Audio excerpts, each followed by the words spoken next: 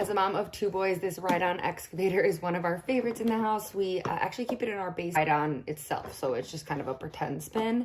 It does have a couple different buttons that makes fun sounds, like the horn or the backup.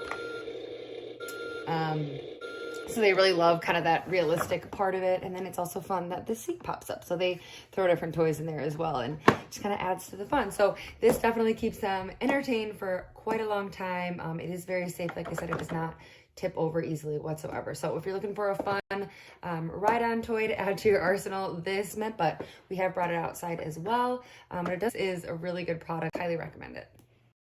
It's really great on the carpet. I have a 2 and a 4-year-old son, and they both kind of fight over this. So I'd say age range wise, it's great for both of those ages. I love that it actually lifts up. The excavator actually works, so they, pick up different stuffies and toys in here. The steering wheel does spin, but it doesn't actually turn the whole